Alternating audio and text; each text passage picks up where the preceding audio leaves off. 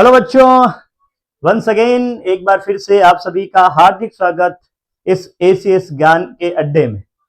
पहले विद्यार्थी, जैसा कि हमने आपको कहा था, हम आपके लिए एनसीईआरटी की एंटाइड सीरीज को लेकर आए। हिंदी मीडियम के विद्यार्थियों के लिए तो था ही, अब हम प्रारंभ कर रहे हैं इंग्लिश मीडियम के विद्यार्थियों के लिए। देखिए, हिंदी मीडियम के विद्यार्थियों के लिए पहला चैप्टर रेडी है, जाके देखिए, वॉच कीजिएगा। क्वेश्चंस हम हिंदी और इंग्लिश के एक साथ करने वाले, क्योंकि बहुत सारी ऐसी लैंग्वेज होती है हिंदी की जो बहुत टिपिकल है और उसके लिए इंग्लिश को ही समझना जरूरी है। तो जो हिंदी मीडियम के मेरे विद्यार्थी हैं उनसे भी अनुरोध रहेगा, आज के लेक्चर को जरूर देखना। हिंदी मीडियम का विद्यार्थी, इंग्लिश के कुछ ऐसे टर्म होते हैं जो कि हिंदी में टिपिकल होते हैं, लेकिन इंग्लिश में हमें अच्छे से समझ में आ जाएंगे। आइए लिविंग वर्ल्ड का इंग्लिश चैप्टर चालू करते हैं। लिविंग वर्ल्ड, सजीव जगत। क्या है सजीव जगत एनसीईआरटी के अकॉर्डिंग? सुनिएगा बच्चा। देखिए, सजीव जैसे हमारे दिमाग में आता ना, तो हमें सबसे पहले जो जिंदा है, जो वातावरण से प्रति अनुक्रिया करता हो, जो वृद्धि करता हो, जो जनन करता हो, साथ ही एक एनसीईआरटी ने छोटी सी डेफिनेशन दे रखी है। क्या है डेफिनेशन? देखिएगा विद्यार्थी, एनसीईआरटी आपसे पूछता है what is a living organism. सजीव जगत क्या, सजीव क्या है, यानी कि लिविंग क्या होता है, उसके बारे में आपसे एनसीईआरटी पूछता है। लिविंग क्या है, सजीव क्या है? तो एनसीईआरटी ने ही जवाब दिया है लिविंग है क्या एक्चुअल में। देखिए, a living organism is self replicating. अगर कोई जिंदा है तो वह अपना स्व प्रतिकृतिकरण, जिसे इंग्लिश में कहते हैं सेल्फ रेप्लिकेशन, कर सकता है। जैसे एक सेल है, डिवाइड होकर दो में कन्वर्ट हुई है। सेल्फ रेप्लिकेशन, बिल्कुल सेल्फ रेप्लिकेशन। ये कब हो सकता है? जब जीव जो है, हमारे पास में जो ऑर्गेनिज्म है, वो कैसा रहे? लिविंग। वैसे देखा जाए तो जब वर्ड आता है ऑर्गेनिज्म, सजीव, तो मान के चलिए हम उसी की बात करते हैं जो जिंदा है। तो पहला तो हो गया कि उसमें सेल्फ रेप्लिकेटिंग की प्रॉपर्टी होनी चाहिए। Then after evolving, most important thing, उसमें इवोल्यूशन होना चाहिए। मैं देखिए यहां उन्हीं के पॉइंट्स को लिख रहा हूं। जैसे आपने कहा है, फर्स्ट पॉइंट है हमारे पास में सेल्फ रेप्लिकेटिंग। सेल्फ रेप्लिकेटिंग का मतलब होता है कैन बी जनरेट ऑफस्प्रिंग, यानी कि जीव वह है, लिविंग वह है जो अपनी सेल्फ रेप्लिकेटिंग पावर के द्वारा नए जीव को उत्पन्न कर सकता हो, पहली। दूसरी कह रहा है एनसीईआरटी इवॉल्विंग। देखिए, बड़ा इंपॉर्टेंट सा पॉइंट है इवॉल्विंग। इवॉल्विंग का मतलब होता है उत्परिवर्तन, यानी कि नया बनने। देखिए, जो जिंदा है उसमें एवोल्यूशन होगा। हम मानव प्रजाति माने जाते हैं बंदरों की प्रजातियों से, ओरिजिनेटेड हुए। इसका मतलब हम में एवोल्यूशन की प्रक्रिया है, यानी कि यह जरूरी क्यों है? क्योंकि न्यू कैरेक्टर अराइज होंगे, नए लक्षण आएंगे, न्यू कैरेक्टर आएंगे, तभी जीव आगे बढ़ पाएगा। तो सेकंड हो गया इवॉल्विंग। सेल्फ रेगुलेटिंग, यानी कि किसी अन्य के द्वारा। ये किसके लिए वर्ड आ सकता है बच्चा? ध्यान रखना। तीसरा जो सेल्फ रेगुलेटिंग है, बड़ा प्यारा सा वर्ड है, सेल्फ रेगुलेटिंग। सुनिएगा बच्चा, जब हम बात करते हैं वायरस के बारे में, किसके बारे में? वायरस के बारे में। आपने वायरस का नाम सुना होगा। वायरस सजीव है, लिविंग है, और नॉन लिविंग। वायरस क्या है? तो आप कहोगे वायरस नॉन लिविंग है, निर्जीव है। सही भी है, उसमें कहां जीवन होता है। लेकिन ये लिविंग के लिए क्यों आपने कहा सेल्फ रेगुलेटिंग? क्योंकि वायरस जो होता है वो कनेक्टिंग लिंक है, कनेक्टिंग लिंक है। और कनेक्टिंग लिंक है, इसका मतलब इसका कोई सेल्फ एग्जिस्टेंस नहीं है, कोई खुद का अस्तित्व नहीं है, सेल्फ एग्जिस्टेंस नहीं है। इट मींस जो भी लिविंग ऑर्गेनिज्म कहा जाए उसके पास में सेल्फ रेगुलेटिंग प्रॉपर्टी होनी चाहिए। Virus regulate by living organism, it is regulates by living organism. समझे हो मेरे बच्चे? यानी कि यह सजीव द्वारा पूरी तरह से ऑर्गेनाइज्ड है, सजीव द्वारा रेगुलेट हो रहा है। Interactive system capable to responding to external stimuli, that is called consciousness.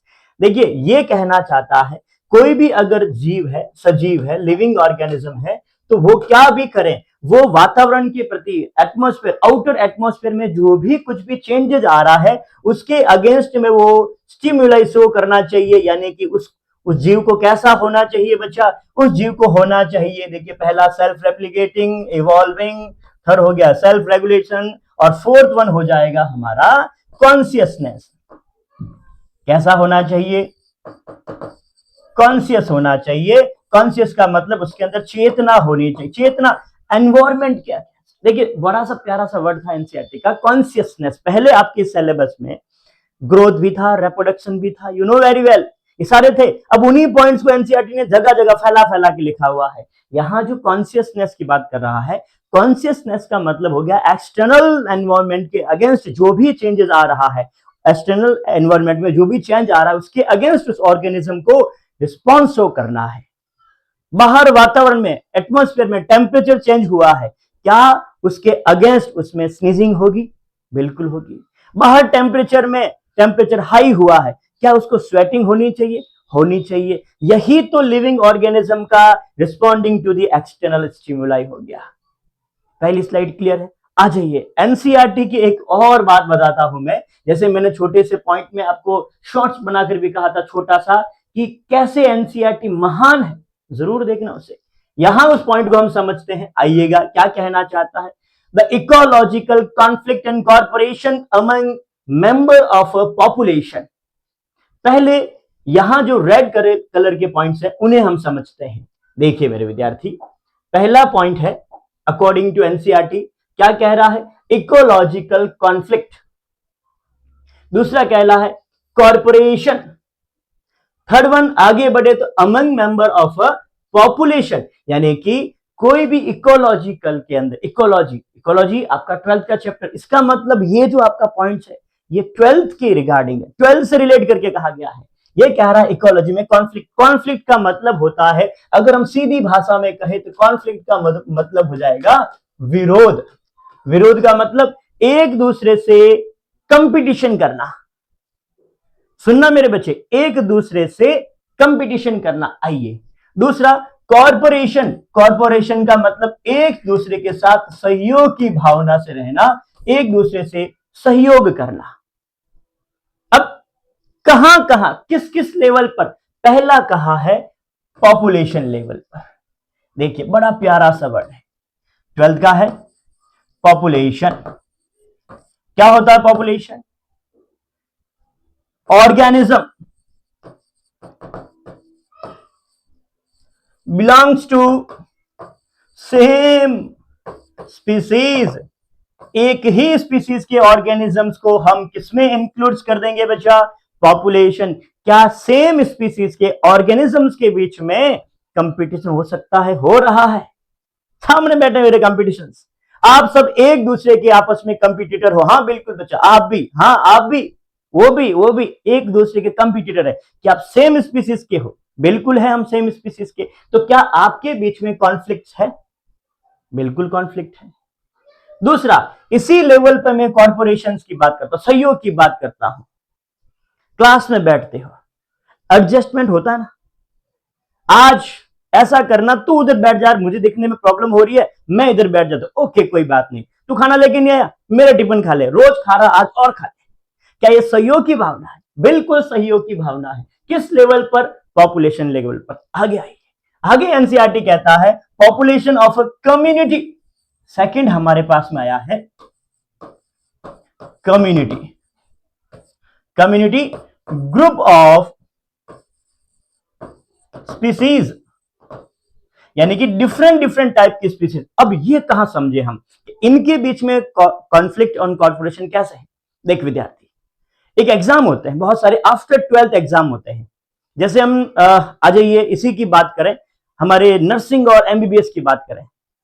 आपको पता होगा अभी अभी इतना कंपटीशन बढ़ा हुआ है कि नर्सिंग के विद्यार्थी के लिए जो नॉर्सेट का एग्जाम होता है, नर्सिंग के जो वैकेंसीज आती है, एमबीबीएस वाले भी भर रहे हैं। देखा जाए तो नर्सिंग और मेडिकल दोनों, एक मेडिकल के तो है ही, लेकिन अगर देखा जाए तो एक नर्सिंग है और दूसरा एमबीबीएस है। एएनएम जेएनएम को देख लीजिएगा, आर्ट्स वाले कॉमर्स से कंपटीशन कर रहे हैं, फर्स्ट ग्रेड देख लीजिएगा। तो इसका मतलब ये हुआ क्या डिफरेंट डिफरेंट जातियां भी कंपटीशन कर सकती है। अब आ जाइए इकोलॉजिकल लेवल पे इसको समझते हैं। देखते जाओ, सहयोग और कॉन्फ्लिक्ट और कॉर्पोरेशन दोनों समझते हैं। मैं बात करता हूं पहले कॉर्पोरेशंस की। जैसे हमने बात की कॉर्पोरेशंस के लिए, प्लांट के अंदर, प्लांट और दूसरा इंसेक्ट्स, क्या दोनों की स्पीसीज सेम है या डिफरेंट है? आप ही बताइएगा। बिल्कुल डिफरेंट स्पीसीज है। अच्छा, क्या दोनों एक दूसरे पे डिपेंडेंट है? अरे है भाई, पॉलिनेशन के लिए। इसका मतलब इंसेक्ट ने अगर पॉलिनेशन नहीं किया तो प्लांट अपनी जनरेशन को आगे नहीं बढ़ा पाएगा। प्लांट ने इंसेक्ट को रहने के लिए जगह, एग ले करने के लिए जगह, नेक्टर प्रोवाइड नहीं किया तो इंसेक्ट भी खत्म हो जाएगा। क्या दोनों के बीच में सहयोग हो रहा है? बिल्कुल हो रहा है, कॉर्पोरेशंस। अब आ जाइए डिफरेंट स्पीसीज के बीच में अपन कॉन्फ्लिक्ट की बात करते हैं, विरोध की बात करते हैं। सेम रिसोर्सेस, जब हमारे पास में संसाधन सीमित हो, डिफरेंट डिफरेंट स्पीसीज जो होती है वो सेम रिसोर्सेस के लिए, लिमिटेड रिसोर्सेस के लिए कंपटीशन करती है। हाइना, टाइगर, सेम स्पीसीज हिरन के लिए कॉन्फ्लिक्ट कर रही है, कॉन्फ्लिक्ट विरोध कर रही है कि दोनों आपस में एक ही जाति को खाना चाहते हैं। ये तो हुआ कहां की तरफ बात की हमने, जस्ट पॉपुलेशन और कम्युनिटी की तरफ। एनसीईआरटी अभी भी नहीं माना, फिर से उसने कहा है ये सारी चीजें कहां तक भी देखने को मिलती है, सेल के लेवल पर भी देखने मिलती है। अब सेल जानते होंगे, basic unit of life, basic unit of life, सजीव की संरचनात्मक क्रियात्मक इकाई है सेल। ठीक है, अब सजीव की संरचनात्मक और क्रियात्मक इकाई है तो हमें इस बात को समझना होगा कि इकाई है तो ये कैसे काम करता है। देखिए विद्यार्थी, cell basic unit of life, क्या सेल के अंदर डिफरेंट डिफरेंट टाइप के हॉर्मोन्स वो कॉन्फ्लिक्ट करते हैं और कॉर्पोरेशन भी करते हैं क्या? देख, समझने की दृष्टि से मैं आपको छोटे से एग्जांपल से बताता हूं कैसे ये कॉन्फ्लिक्ट और ये कॉर्पोरेशन हो रहा है। हम बात करते हैं पहले कॉन्फ्लिक्ट की। कॉन्फ्लिक्ट यानी कि विरोध की बात करते हैं। आपको पता होना चाहिए जिब्रालिक एसिड जो है, एब्सिसिक एसिड ABA, ये एक दूसरे को विरोध, एक वृद्धि प्रेरक है, एक ग्रोथ को इंड्यूस कर रहा है, दूसरा ग्रोथ को इनहिबिट कर रहा है। क्या इन दोनों के बीच में कॉन्फ्लिक्ट है? बिल्कुल। आ जाइए कॉर्पोरेशंस की बात करते हैं। कॉर्पोरेशंस के लिए अगर मैं कहूं बेटा दोनों में से कॉर्पोरेशन, आ जाइए देख, जिब्रालिक एसिड और ऑक्सिन, क्या ये दोनों के दोनों ग्रोथ को बढ़ाने का काम करते हैं? बिल्कुल बढ़ाने का काम करते हैं। अच्छा, इसका मतलब एनसीईआरटी कह रहा है deeply reflect on what inside is life. ये सारी चीजें आपको बताती है कि जीवन क्या है। यही तो हम कह रहे हैं, जीवन चलने का नाम है। हमें विरोध भी सहना पड़ेगा, सहयोग भी सहना पड़ेगा। किसी ने क्या खूब कहा था, सुना भी होगा आपने, कि लाइफ क्या है? लाइफ वो है, कुछ चीजें हमें विरोध के साथ में, विरोध के घूंट पीने पड़ते हैं, कुछ के लिए हमें सहयोग भी करना पड़ता है। हर जगह झुकता वही है जिसमें जान होती है, अकड़े रहना मुर्दों की पहचान होती है मेरे बच्चे। तो हमें हर जगह झुकना भी नहीं है, लेकिन जहां जरूरत हो, रिश्ते बचाने की जरूरत हो, सहयोग की भावना से थोड़ा सा झुक भी जाना चाहिए। आ जाइए टॉपिक पे आते हैं, एनसीईआरटी के अगले पॉइंट पे। फिर डाइवर्सिटी इन लिविंग वर्ल्ड। देखिए, क्योंकि अब अपने कहा है डिफरेंट डिफरेंट टाइप के ऑर्गेनिज्म मिल गए, जीव मिल गए हमें। अब उन्हीं जीवों को हम समझते हैं कैसे हमारी बायोडाइवर्सिटी है। If you look around with, अपने आसपास देखिए, देख रहे हैं आप अपने आसपास, रूम के अंदर बंद होकर नहीं, बाहर जाके एक्सप्लोर कीजिए, तब आप डिफरेंट डिफरेंट टाइप के प्लांट्स, डिफरेंट डिफरेंट टाइप के एनिमल्स, और एनसीईआरटी कहता है ऐसे ऑर्गेनिजम्स को भी आप देखते हो जो आप नेकेड आई से नहीं देख पा रहे हो। आपको प्लांट्स दिखे, बिल्कुल, इंसेक्ट्स दिखे, बर्ड्स दिखे, डिफरेंट डिफरेंट टाइप के एनिमल्स दिखे, प्लांट्स दिखे, साथ ही कह रहा है सेवरल ऑर्गेनिज्म। बड़ा प्यारा सा वर्ड कहा है एनसीईआरटी ने। क्या कहा बच्चा? कहा है several organism that you can not see with your naked eye but they are still around you. हर समय कोई ना कोई देखता रहता है, ये जो आपका पॉइंट है बेटा, ये किसके लिए है? आइए मैं थोड़ा सा और इसको एक्सप्लेन करने के लिए यहां पहुंचता हूं। देखिए, जैसे ही बात आई है बायोडाइवर्सिटी की, जैव विविधता की, वर्ड आया हमारे पास में बायो एंड डाइवर्सिटी। वर्ड क्या है बच्चा? पहला वर्ड आया है बायो डाइवर्सिटी। सुनना, दो वर्ड लेंगे हम इसमें से। पहला वर्ड है बायो। बायो का मतलब होता है रिलेटेड टू दी लिविंग, और डाइवर्स का मतलब होता है different different type. Different different type, इसका मतलब अर्थ पर भिन्न भिन्न, भांति भांति, डिफरेंट डिफरेंट टाइप के लिविंग ऑर्गेनिजम्स को इंक्लूड करके बायोडाइवर्सिटी कहा गया है। Each different kind of plant, animal or organism that you can see represent a species. हर कोई, एक एक जना, मेरे को देख रहे हो तो मैं अपनी जाति के लिए, मैं अपने मानव जाति के लिए सिर्फ स्पीसीज, जाति, छोटा सा ऑर्गेनिज्म हूं। मतलब आप जो डिफरेंट डिफरेंट टाइप के ऑर्गेनिजम्स की बात करो तो वो बायोडाइवर्सिटी में इंक्लूड होंगे, ना कि संख्या सिर्फ। आगे मैं बताऊंगा बच्चा, दोनों चीजों को लिया जाता है बायोडाइवर्सिटी में, मोस्ट इंपोर्टेंट थिंग्स आएगी। तो हमने क्या किया, जब मैंने ह्यूमन बींग को देखा, किसी और ह्यूमन बींग को देखा, किसी और ह्यूमन बींग को देखा, किसी और को देखा, तो मैंने चार जनों को देखा, तो क्या बायोडाइवर्सिटी में आप उसे चार काउंट करोगे? नहीं, उसे आप एक काउंट करोगे। समझने वाली बात है, एक ही काउंट होगा, क्योंकि सेम टाइप की स्पीसीज जो होती है अपने आप को रिप्रेजेंट करेगी, वो यूनिट होगी। जैसे मैं अपनी जाति के लिए एक यूनिट हूं, ऑर्गेनिज्म, एक इकाई हूं, तो मैं एक अकेला। तो अब यहां कितने तरह के, तो 1.7 से, याद रखेंगे, 1.7 से 1.8 मिलियन रेंज है ये बायोडाइवर्सिटी की, और अभी भी एनसीईआरटी कहता है स्टिल डिस्कवर्ड, और बहुत सारी ऐसी जातियां हैं जिन्हें अभी भी खोजना बाकी है। आ जाइए, देखो देखिए, ट्विस्ट और बताता हूं आपको। अब ये जो आपको 1.7 से 1.8 मिलियन कहा गया है, इसमें एनसीईआरटी कह रहा है, सुनना बच्चा, इसमें एनसीईआरटी क्या कह रहा है? इसमें कह रहा है कि 1.7 से 1.8 मिलियन जो है बच्चा, वो बायोडाइवर्सिटी में नॉट ओनली नंबर, सिर्फ और सिर्फ इसमें नंबर इंक्लूड्स नहीं होंगे, इवन दो साथ साथ आप उसके टाइप्स को भी इंक्लूड करोगे। यहां एंड लिखा हुआ है, यानी कि एनसीईआरटी कह रहा है not only number as well as type. तो ऑर्गेनिज्म है वो संख्या में भी और साथ ही साथ उसके प्रकार से भी बायोडाइवर्सिटी में इंक्लूड होंगे। क्वेश्चन बनेगा, छोटा सा ही बनेगा, लेकिन हम यहां गलत करने के कगार पे रहेंगे, तो हमें गलत नहीं करना है बच्चा। हमें ध्यान रखना है कि यहां जो आपको कह रखा है उसमें नंबर भी है, और साथ ही साथ नंबर के साथ साथ यहां टाइप्स भी है। अब आ जाइए, जब आपसे कहा गया था 1.7 से 1.8 मिलियन, ये इनका नंबर था, 1.7 से 1.8 मिलियन, तो आप बताइए 1.7 से 1.8 मिलियन जो है, 1.7 टू 1.8 मिलियन बायोडाइवर्सिटी है, उसमें सबसे ज्यादा कौन है?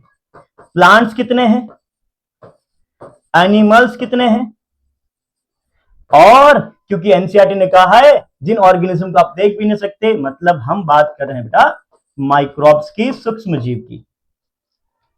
सबसे ज्यादा एनिमल लगभग 1.2 मिलियन के आसपास, ये हो जाएंगे लगभग 0.5 मिलियन के आसपास। अभी भी बचे हुए हैं, तो रिमेन जो है बचा, बिल्कुल रिमेन जो आपको मिलते हैं, बची हुई जो है बेटा, वो हो जाएंगे हमारे पास लगभग 0.1 के आसपास माइक्रो ऑर्गेनिज्म, मोनेरा के मेंबर। क्या समझे बच्चा? बायोडाइवर्सिटी में हमने प्लांट्स, एनिमल्स और साथ ही साथ माइक्रोब्स को भी इंक्लूड किया है, ठीक है? इन सभी को इंक्लूड किया जाता है माइक्रो ऑर्गेनिज्म के अंदर। Am I clear? चलिए नेक्स्ट पॉइंट पर।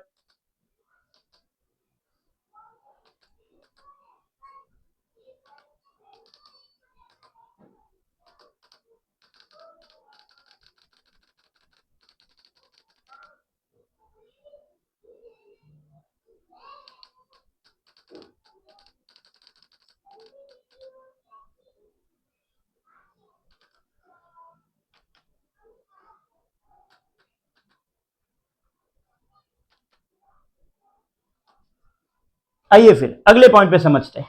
तो ये आपके पास में टोटल बायोडाइवर्सिटी आ गई प्लांट, एनिमल, माइक्रोब की, जिसमें 0.5, 0.1, 1.2 एंड 1 रिमेन्स जो बचे हुए 0.5 के आसपास है, अप्रोक्स 0.5 मिलियन के आसपास, सॉरी 0.1 ना, 1.2 हो गया, ये लगभग 0.1 मिलियन के आसपास आपको क्या मिल जाएंगे, माइक्रोब सूक्ष्म जीव मिल जाएंगे। अच्छा भाई आगे बढ़ते हैं, फिर एनसीईआरटी क्या कहता है, देख विद्यार्थी, अगला एनसीईआरटी कह रहा है अगर हम अर्ली क्लासिफिकेशन की बात करें तो पहला जो क्लासिफिकेशन रहा भी होगा, मैं से एक अलग हटके प्रोग्राम पॉइंट बता दो आपको, सॉरी माफी चाहूंगा, हमने जो पहले, अब क्योंकि इतनी बड़ी डाइवर्सिटी है, कितनी बड़ी डाइवर्सिटी है हमारे पास में, डाइवर्सिटी है टोटल मिलाकर 1.7 से 1.8 मिलियन, ठीक है, डाइवर्सिटी कितनी मिली आपको, 1.7 टू 1.8 मिलियन, इतनी बड़ी डाइवर्सिटी आपको मिली है। अब इतनी बड़ी डाइवर्सिटी में यदि आप इस डाइवर्सिटी की बात करो तो 1.7 से 1.8 मिलियन में बहुत सारे जीव इंक्लूड्स है, प्लांट, एनिमल्स एंड माइक्रोब। अब पहला जो क्लासिफिकेशन, इनको क्लासिफाइड करना जरूरी था, तो पहला जो क्लासिफिकेशन हुआ था वो यूज के बेसिस पे हुआ था। एनसीईआरटी में एक पॉइंट लिखा हुआ है कि उपयोग, यूज के बेसिस पर हमने किया था। जैसे हमारा जो उपयोग होता है, यूजेस होता है, वो होता है बेटा फूड, क्लोथ एंड शेल्टर, यानी कि रोटी, हां, कपड़ा तथा मकान। हमारा जो पहला क्लासिफिकेशन रहा था बेटा, वो किसके बेसिस पे था, यूजेस के बेसिस पे था।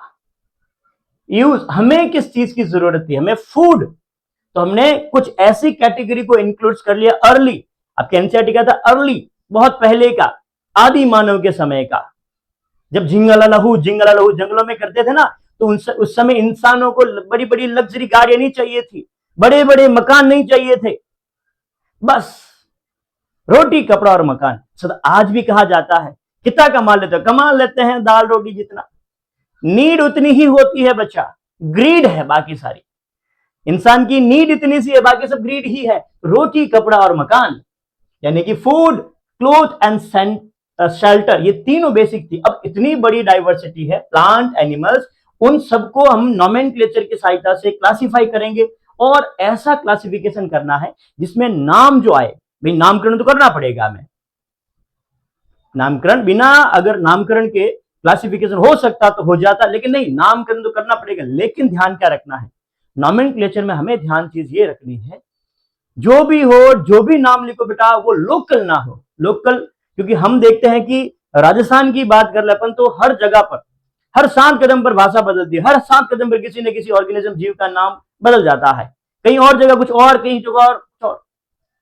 अब एक ऐसा आपको नाम ढूंढना है जो कि यूनिवर्सली ट्रुथ हो कि भाई हाँ, इसे जैसे ह्यूमंस को, मौन को, मिनक, मानव, नरमादा खूब नाम से जानते, लेकिन अगर बायोलॉजिकली बात की जाए होमो सैपियंस, इसका मतलब हमें अब इन वर्ल्ड के अंदर जितने भी एनिमल्स, प्लांट पाए जाते हैं, इनका क्या करना पड़ेगा, नोमेनक्लेचर करना पड़ेगा। अब नोमेनक्लेचर करने के लिए जो यूनिट आती है बेटा, उसे हम कहेंगे टैक्सोनॉमी। अगर हमें क्लासिफिकेशन करना है तो क्लासिफिकेशन, वर्गीकरण करने के लिए हम लेंगे काम क्लासिफिकेशन के लिए टैक्सोनॉमी। देखो मोस्ट इंपॉर्टेंट थिंग्स है बेटा, यहां टैक्सोनॉमी में क्या क्या चीजें इंक्लूड होती है।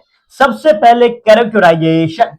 कैरेक्टराइजेशन का मतलब होता है विशेषीकरण। दिखने में आप किसी चीज को देखते बता दो तो अच्छा वो 4 हाथ पैर वाला है, टेट्रापोडा में हो सकता है। अच्छा टेट्रापोडा में तो एम्फीबियंस, रेप्टाइल्स, एव्स, मैमल्स आते हैं, पाइसिस को हटा दो। तो टेट्रापोडा में सबसे पहले आपने देखा morphologically, that is called characterisation. Tetrapoda देखते कि अच्छा ये तो एम्फीबियंस, रेप्टाइल्स, एव्स, मैमल में से हो सकता है। अच्छा ये तो पानी के बाहर है, रेप्टाइल्स और एव्स तो नहीं हो सकता है। अच्छा हवा में नहीं उड़ रहा है, हाँ मैमल हो सकता है। आइडेंटिफिकेशन, कैरेक्टराइजेशन, आइडेंटिफिकेशन, फिर आप उसके पास बैठे और उसका कर दिया क्लासिफिकेशन। अच्छा अच्छा अच्छा, आप इंडिया से हो, इंडिया में कहां से, अच्छा अच्छा अच्छा महाराष्ट्र से, महाराष्ट्र में कहां से, अच्छा अच्छा अच्छा अच्छा, नागपुर से, नागपुर में कहां से, वहां, ऐसा करके आपने एक पूरी की पूरी कैटेगरी बनाई। अच्छा, अगर आप देख पाओ तो हम सबसे बड़े से छोटे की तरफ जा रहे हैं, छोटे से बड़े की तरफ भी जब एनसीईआरटी कह रहा है स्पीसीज से कहां जाओ, किंगडम की तरफ, असेंडिंग, हम डिसेंडिंग आ रहा है जस्ट। तो आपने क्लासिफिकेशन कर दिया और आगे चलकर लास्ट में तो आपका नाम भाई साहब ये है, ओके आपका नाम ये है। तो हमने सबसे पहले उसको देखते ही टेट्रापोडा है कि पाइसिस है कि नॉन कॉर्डेट है, कॉर्डेट है, क्या है, वो कर दिया, ये कहलाता है कैरेक्टराइजेशन। फिर आपने उस व्यक्ति का आइडेंटिफिकेशन, पहचान कर दी, अच्छा ये बता। फिर उसके बाद आपने क्लासिफिकेशन किया और क्लासिफिकेशन हायरार्की के अनुसार kingdom, phylum, class, genus, species तक आप पहुंचे और फिर उसका नॉमेनक्लेचर कर दिया, नामकरण कर दिया कि अच्छा इसका नामकरण ऐसे होना चाहिए, first genus, second species, Homo sapiens, Mangifera, मेंजिफेरा, indica, ट्राइथिकम, एस्टाइवम, मस्का डोमेस्टिका, ड्रोसोफिला मेलानोगास्टर। इसका मतलब आप उसका क्या करे, अब नॉमेनक्लेचर आर द प्रोसेस और the basis on the taxonomy. ये इस टैक्सोनॉमी के बेस थे, आधार थे। मैं अच्छे से समझा पाया, बढ़े आगे आ जाइए अगला पॉइंट। अब इससे काम नहीं चला सर, काम क्यों नहीं चला, क्योंकि इसमें हमने इंक्लूड किया था कैरेक्टराइजेशन, आइडेंटिफिकेशन, क्लासिफिकेशन, नॉमेनक्लेचर, लेकिन एक चीज की कमी थी। सोचो क्या चीज कमी रह गई भाई, इतना करने के बाद हम कह रहे कि कमी रह गई, कमी कैसे रह गई, कुछ ना कुछ तो छूट रहा है।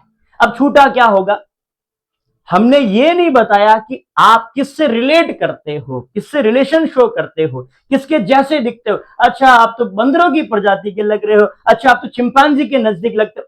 आप क्या कर रहे हो, उस व्यक्ति का, उस ऑर्गेनिज्म का एवोल्यूशनरी रिलेशनशिप बता रहे हो, एक सिस्टम बना दिया आपने, दैट इज कॉल्ड सिस्टमैटिक्स। अब क्योंकि चीजें और ज्यादा इजी करनी थी, हमें सरल बनानी थी, तो सरल बनाने के लिए और ज्यादा क्लासिफाई करने के लिए टैक्सोनॉमी के बाद हमने इंक्लूड किया सिस्टमैटिक्स। और इसमें देखिएगा हमें दो वर्ड मिले हैं सिस्टमैटिक्स में। एक वर्ड मिला है हमें पहला सिस्टमैटिक्स में, सिस्टेमा। सिस्टेमा एक लैटिन टर्म है, यह भी ध्यान रखना बच्चा, छोटी छोटी एनसीईआरटी की बातों को ध्यान रखो। सिस्टेमा, सिस्टेमा एक लैटिन टर्म है जिसका मतलब होता है सिस्टमैटिक अरेंजमेंट। और ये जो है deals with evolutionary relationship between the organism. The most important point हो गया एवोल्यूशनरी रिलेशनशिप बिटवीन ऑर्गेनिज्म, जीवों के बीच में आपने उद्विकास संबंध को बताया है, एवोल्यूशनरी रिलेशनशिप को बताया है कि आप उनसे रिलेट करते हो। आपके जाति में ये जीव उधर से रिलेट कर रहा है तो आप क्या कर रहे हो, उनके साथ में एवोल्यूशनरी रिलेशनशिप करते हो। इसका मतलब मैं इसमें और जोड़ू या सिर्फ इसको जोड़ू, ये भी बच्चों का सवाल है कि सिस्टमैटिक्स और टैक्सोनॉमी में किसको इंक्लूड करे, किस किस को ना करे। अरे बच्चा आइए मैं बताता हूं, आप जो पहला था characterisation, identification, classification, nomenclature, that is includes in taxonomy. अरे इनको आपने कहां इंक्लूड किया था बच्चा, टैक्सोनॉमी में कर दिया था। अब क्या कीजिएगा, इसके साथ में यदि आप एवोल्यूशनरी रिलेशनशिप को जोड़ दो तो अब बन जाएगा, क्या बन जाएगा, अब ये बन गया आपका सिस्टमैटिक्स। अब क्या बन जाएगा बच्चा, सिस्टमैटिक्स।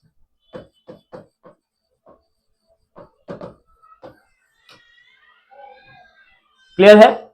यदि आप classification, identification, characterization, identification, classification, nomenclature, इन सब के साथ साथ में एवोल्यूशनरी रिलेशनशिप को जोड़ दो तो आप पहुंच गए कहां, सिस्टमैटिक्स में। वर्ड बड़ा प्यारा है, एनसीईआरटी का दुलारा है। देख कैसे एनसीईआरटी कह रहा है, the word systematics divert from the Latin word systema which means systematic arrangement of organism. Linnaeus used the systemic nature. Linnaeus ने अपनी एक बुक लिखी थी बेटा, नाम था सिस्टेमा नेचर। उस पब्लिकेशन का नाम क्या था, सिस्टेमा नेचर। सिस्टेमा नेचर में इन्होंने बताया था अरेंजमेंट, और अरेंजमेंट में क्या इंक्लूड कर दिया, एवोल्यूशनरी रिलेशनशिप इंक्लूड कर दिया। आपने उनके बीच में वातावरणीय संबंध स्थापित कर दिया। तो वातावरणीय संबंध स्थापित करके आपने क्या बना लिया, उसी को सिस्टमैटिक्स। अब the scope of systema was the later along includes. अब साथ में एनसीईआरटी ने कहा है जब आपने टैक्सोनॉमी से बात नहीं बनी तो सिस्टमेटिक्स लेके आए, और टैक्सोनॉमी के साथ सिस्टमेटिक्स को जब जोड़ा तब आपने क्या क्या और चीजों को एनलार्ज कर दिया। इंक्लूड्स आइडेंटिफिकेशन, कैरेक्टराइजेशन तो है ही, आइडेंटिफिकेशन, नॉमेनक्लेचर, क्लासिफिकेशन, और साथ ही साथ एवोल्यूशनरी रिलेशनशिप। मेरे विद्यार्थी, मैं समझा पा रहा हूं? यदि हम इसको और डिटेल में समझने का प्रयास करें तो मैं ये कह रहा हूं, देख विद्यार्थी थोड़ा बाहर चलते हैं। क्या समझ सकते हैं हम इससे? देख, यहां आप लिखिएगा टैक्सोनॉमी। आपने क्या लिखा बच्चा? टैक्सोनॉमी। अगर आप सिर्फ टैक्सोनॉमी पे हो तो आप कर रहे हो characterisation, then after identification, then after classification, then after nomenclature. यदि आप सिर्फ टैक्सोनॉमी पे हो तो इन चीजों को इंक्लूड कीजिएगा, नहीं और ज्यादा अरेंजमेंट सिस्टमैटिक्स। यदि आप सिस्टमैटिक्स पे हो तो इंक्लूड करो कैरेक्टराइजेशन, आइडेंटिफिकेशन, क्लासिफिकेशन, नोमेनक्लेचर, और साथ ही साथ इंक्लूड कर लो exclusively, exclusively, exclusively evolutionary relationship. यदि आपने एवोल्यूशनरी रिलेशनशिप को इंक्लूड कर दिया तब आप पहुंच गए हो कहां पर? सिस्टमैटिक्स में। बस इतना सा अंतर। आ जाइए, चलते हैं हम अब वापस अपने स्लाइड पर। और अच्छा पॉइंट, अब एक एक को पढ़ते हैं। Basic progressive procedure of taxonomy. क्या क्या प्रोसीजर थे हमारे पास में? कैरेक्टराइजेशन पढ़ा था हमने, understanding character of organism such as external and internal structure. आप बाहर से देख रहे हो, अच्छा दिखने में टेट्रापोडा है, अच्छा दिखने में तो ये है, दिखने में यूनिसेलर है, मल्टीसेलर है, ऑटोट्रॉप्स है, हेटेरोट्रॉप्स है। कैरेक्टराइजेशन। आइडेंटिफिकेशन, आपने जो भी चीजों को इंक्लूड किया है उसके बेसिस पर आपने बताया अच्छा ऑटोट्रॉप्स है, प्लांट हो सकता है, हेटेरोट्रॉप्स है, एनिमल हो सकता है, दोनों है, यूग्लिना हो सकता है, बहुत माइक्रोस्कोपिक है, बैक्टीरिया हो सकता है। समझ पा रहे हो? इन सब के बेसिस पर आपने उसको डिस्क्राइब कर दिया पॉसिबली। फिर आप पहुंचे क्लासिफिकेशन, तो आपकी एनसीईआरटी देखिए कैटेगरी का नाम ले रही है यहां पर। अब आप जो ऑर्गेनिज्म है बेटा उसको आइडेंटिफाई करके एक स्पेसिफिक ग्रुप में डालोगे, एक फ्लो चार्ट बनाएंगे। अच्छा, इसमें सबसे बड़ा बड़ा किंगडम, सबसे छोटा से छोटा आते गए 7, 6, 5, 4, 3, 2, 1, 7 टैक्सोनॉमिक कैटेगरी। किंगडम से स्पीसीज की तरफ, जैसे किंगडम से स्पीसीज की तरफ पहुंचे आपने उस जीव का पूरा पूरा क्लासिफिकेशन कर दिया। तो क्या किया आपने? टैक्सा के बेसिस में बताऊंगा बेटा, टैक्सा का मतलब क्या, टैक्सॉन का मतलब क्या, टैक्सा का मतलब क्या होता है, टैक्सॉन का मतलब क्या है, मैं आपको अच्छे से बताऊंगा। दोनों के बीच में हम डिफरेंस समझेंगे। टैक्सा क्या होता है, टैक्सॉन क्या होता है, अच्छे से इसका मतलब समझेंगे टैक्सा और टैक्सॉन का। फिर आगे बढ़े तो एनसीईआरटी कह रहा है उसका अब क्या कर दो, नोमेनक्लेचर कर दो। अब उसका आप जैसा चाहते हो वर्गीकरण कर दो। It is the standardization of name of the organism such as organism known as the same name all over the world। विडंबना ये होगी, जो भी जीव हमारे पास रहने वाला है उसका अपना लोकल नेम है, गांव गली गुच्छे में बोले जाने वाला, उसका अपना राष्ट्रीय नाम है, देश में बोला जाने वाला, हिंदी भाषा हिंदी का, उसका अपना इंटरनेशनल लैंग्वेज नेम, इंग्लिश में चाइना में अलग, जापानीज में अलग, कनाडा में अलग। लेकिन हम किसको माने? तो भाई साइंटिस्ट ने कहा ऐसा करते मोनोपोली खत्म करते हैं किसी एक स्पीसीज या किसी स्पीसीज के नोमेनक्लेचर के लिए हम किसी एक लैंग्वेज पर निर्भर क्यों करें, हम अपनी लैंग्वेज बनाएंगे, ऐसी लैंग्वेज जो कि वर्ल्ड वाइड एक हो, साइंटिफिक लैंग्वेज। तो उन ऑर्गेनिज्म की क्लासिफिकेशन के लिए अब हमने साइंटिफिक लैंग्वेज बनाई। साइंटिफिक लैंग्वेज से क्या होता है? कहीं पर भी किसी भी गली से लेकर किसी भी बड़े देश के अंदर विश्व भर में जो लोकल लैंग्वेज होगी उससे परे वो ऐसा नाम होगा जिस नाम को सबको फॉलो करना पड़ेगा, क्योंकि हमें एक ऐसा क्लासिफिकेशन चाहिए जिसमें किसी प्रकार का किंतु परंतु ना हो। टैक्सोनॉम, और अब हम करने वाले नॉमेनक्लेचर, जिससे आप क्या कर दोगे, उस जाति का एक नाम दोगे जो कहीं पर भी गली गुच्छे में एक जैसा ना हो। आइए अगले पॉइंट्स की तरफ बढ़ते हैं। अब नॉमेनक्लेचर करना है, तो नॉमेनक्लेचर जो है कैसे किया जाए, इस पॉइंट में एनसीईआरटी कहता है, in order of facilitators of the study, number of scientists have the supplies procedure of a significant scientific name to the each known organism according to all over the world। ये कह रहा है कि भाई चाहे विश्व भर में कहीं पर भी कैसा भी ऑर्गेनिज्म हो, ऐसा एक नाम बता दो जो उसको सर्वव्यापी एक जैसा। होमोसैपियंस, इंडियंस होमोसैपियंस है या अमेरिकन्स है, यहां काले गोरे का भेद नहीं। मैं इंडिया की बात नहीं कर रहा हूं, मैं नॉमेनक्लेचर की बात कर रहा हूं। कहीं पर भी जाइए, कहां पर भी जहां पर आप जाना चाहो, हर जगह बायोलॉजिकली ह्यूमंस को होमोसैपियंस ही कहा जाएगा।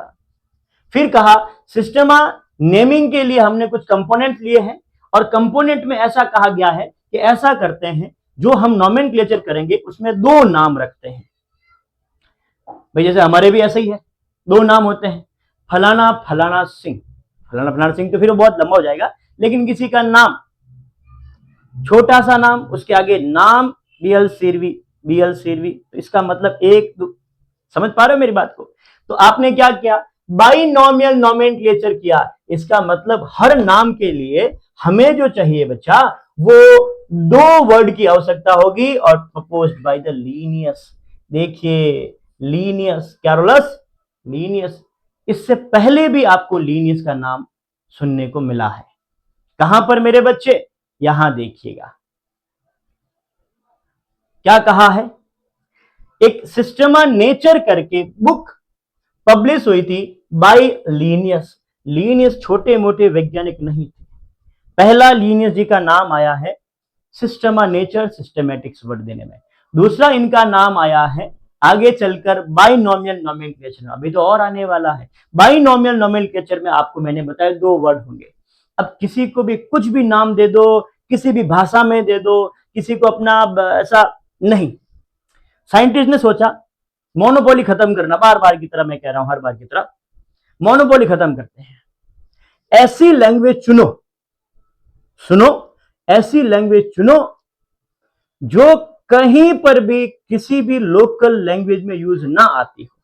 सबसे पुरानी भाषा संस्कृत है, सब भाषाओं की जननी कहलाती है। संस्कृत इंडिया में बोली जाती है, कुछ और देशों में भी बोली जाती है, लेकिन ये तो भाई थोड़ी सी भाग की बात होगी कि हाँ इसी क्षेत्र में बोली जाती है। तो कहा ऐसा वर्ड, ऐसी लैंग्वेज लें जो अब कभी नहीं बोली जाती। मैं इशारा किसकी तरफ कर रहा हूं, दिमाग में आ गया होगा आपके पॉइंट। और साथ ही साथ उसमें कोई भी नया वर्ड ना जुड़े, किसी तरह की कोई डिक्शनरी नहीं, किसी तरह का कोई नया संस्करण ना, किसी प्रकार का कोई एक जो उसमें लिख दिया सो लिख दिया, और नया कोई चेंजेस नहीं आ सकता है। आइए उसी के बेसिस पर हम पढ़ते हैं बाइनोमियल नॉमेनक्लेचर को। देख सुनना, अब हमारे पास में आया बाइनोमियल नॉमेनक्लेचर करने के लिए कि हम ऐसा करेंगे, बाइनोमियल नॉमेनक्लेचर करेंगे। बट पता चला हमारे पास में तीन तरह के जीव हैं। पहला है हमारे पास में प्लांट्स। पहले कौन है हमारे पास, प्लांट्स है। आपको पता है प्लांट्स स्पीसीज जो है इनका नॉमेनक्लेचर करना है, तो साइंटिस्ट ने ऐसा कहा, ऐसा सोचा क्यों ना इसके लिए अलग से शाखा बनाई जाए, तो उन्होंने बनाई आईसीबीएन। प्लांट्स के लिए क्या हो गया, ICBN, international code for botanical nomenclature. सुनिएगा पूरी डेफिनेशन को। अब देखिए गलती कहां कहां करा देगा, international code for botanical nomenclature, गलती कहां कहां, क्योंकि हम सिर्फ और सिर्फ पढ़ने में ध्यान देते हैं। अगर हमें इनके अल्टरनेटिव क्वेश्चंस के बारे में भी पता चल जाए कि ऐसा इसमें पूछ सकता है, तो क्या ही कहना। जैसे इंटरनेशनल को कर देगा इंडियन, इंटरनेशनल को क्या कर देगा, इंडियन। इंटरनेशनल कोड की जगह इंडियन कोड की जगह culture, Indian culture for biological nomenclature. मैं अल्टरनेटिव देखिए क्वेश्चन कहां बनता है, जहां आपके पास में किसी भी पॉइंट्स का ऑप्शन हो। हमारे पास में जब ऑप्शन हो ना कि ये नहीं तो ये, हाँ समझ जाओ वहां क्वेश्चन बन जाएगा। छोटे जो क्वेश्चंस होते हैं किसी कोचिंग संस्थान द्वारा, या हम जो इसमें अभी सीरीज लेंगे इसी के बाद क्वेश्चंस की, हिंदी मीडियम इंग्लिश मीडियम साथ में, वहां छोटे छोटे पॉइंट पर हम पहले पढ़ना सीख रहे हैं। एनसीईआरटी को पढ़ा कैसे जाता है, इंटरनेशनल को कर देंगे इंडियन, कोड को कर देंगे कल्चर, बायोलॉजिकल बॉटनिकल बदल गया सारा कुछ। तो आईसीबीएन की फुल फॉर्म अच्छे से, अब ये तो था बायोलॉजिकली किसका, प्लांट्स का नाम। अब हमें सेकंड नंबर पे पढ़ना है बायोलॉजिकली एनिमल्स के नाम को। देख बच्चा, एनिमल्स के लिए आता है ICZN, बिल्कुल सही कहा पीछे बैठे विद्यार्थियों ने, हाँ सही लिख रहे हो तुम भी, ICZN। तो international code for zoological nomenclature, समझ चुके हो। जूलॉजी के लिए क्या हमारे पास में 3 ही तरह के ऑर्गेनिज्म थे? नहीं, सिर्फ 2 ही तरह के ऑर्गेनिज्म थे? नहीं, हमारे पास में तो ऑर्गेनिज्म 3 तरह के थे बच्चा। हमारे पास में ऑर्गेनिज्म में हमें मिले प्लांट्स भी, ऑर्गेनिज्म में हमें मिले एनिमल्स भी, ऑर्गेनिज्म में हमें मिले माइक्रो ऑर्गेनिज्म भी।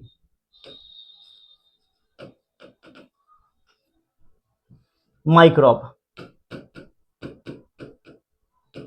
माइक्रो ऑर्गेनिज्म, इतने सारे ऑर्गेनिज्म है। हमने प्लांट का कर दिया आईसीबीएन के द्वारा, एनिमल्स का कर दिया आईसीजेडएन के द्वारा। अब क्या हो, माइक्रो ऑर्गेनिज्म या बैक्टीरिया का। अब तेरा क्या होगा रे बैक्टीरिया, तेरा भी नामकरण करना पड़ेगा। और ये जो नामकरण होगा बच्चा वो होगा आईसीएनबी। माइक्रो ऑर्गेनिज्म के लिए क्या आ जाएगा बेटा, आईसीएनबी। समझ, बैक्टीरिया के लिए, बैक्टीरिया के लिए क्या बताया आपने, ICNB. ICNB international code, international code for nomenclature of bacteria. देखना बच्चा, ये आईसीएनबी है और आईसीबीएन है। यहां गलती ना करें मेरे लाल, मेरे काले, धोले पीले। यहां हम सबसे पहली जो गलती करेंगे वो इसको पढ़ने में कर देंगे। ये आईसीबीएन है, फिर से लिख लेता हूं, आईसीबीएन है। और ये जो है वो आईसीएनबी है। आईसीबीएन जो है वो नोमेनक्लेचर फॉर प्लांट है, आईसीएनबी जो है वो बैक्टीरिया के लिए है। गलतियों का पिटारा खोल रहा हूं तुम्हारा, कहां कहां तुम गलती करते हो उन सभी को मैं यहां लेके आ रहा हूं। बढ़ो आगे, चल विद्यार्थी अब रूल्स पढ़ते हैं, क्योंकि नोमेनक्लेचर करना है तो कुछ रूल्स होंगे, रूल्स एंड रेगुलेशंस होंगे कि भाई ऐसे किया जाए, वैसे किया जाए, कैसे किया जाए, ऐसे किया जाए। पहली बात हमने क्या कही थी नोमेनक्लेचर चालू करने से पहले, जो भी नोमेनक्लेचर का रहेगा उसमें हम ऐसी लैंग्वेज को सेलेक्ट करेंगे जिस पर अब किसी भी प्रकार का कोई भी ऑब्जेक्शन ना हो, मतलब अब वो यूज में ना आती हो। Scientific names are in Latin और Latinised and written in italics. पहला पॉइंट तैयार हो गया हमारा। क्या तैयार हो गया बच्चा? बिल्कुल, कह रहा साइंटिफिक नेम को लैटिन भाषा में लिखा गया है। ऐसा क्यों बच्चा, लैटिन भाषा ही क्यों लिखा आपने? आप हिंदी ले लेते, मुश्किल से नहीं तो अच्छे से इंडियंस को समझ में आ जाती। इंग्लिश ले लेते, हम ज्यादा ही बोल रहे हैं इंडियन सबसे ज्यादा। लैटिन इसलिए ली है क्योंकि ये डेड लैंग्वेज है और इसका प्रयोग कोई नहीं करता है, कोई सुधार की जरूरत नहीं है, सुधार इसमें हो नहीं सकता। अब कहोगे इंग्लिश में कैसे? बिल्कुल हो रहा है। इंग्लिश में हर साल कुछ ना कुछ नए वर्ड जुड़ रहे हैं, कुछ ना कुछ पॉइंट हट रहे हैं। जैसे पहले आपके अमोनिया की स्पेलिंग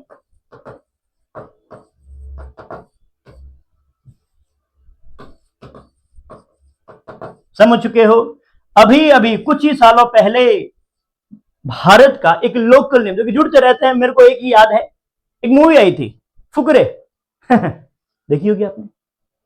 फुकरे वर्ड इंग्लिश की डिक्शनरी में ऐड हो गया। अब इसका मीनिंग क्या होता है? फुकरे क्या होते हैं?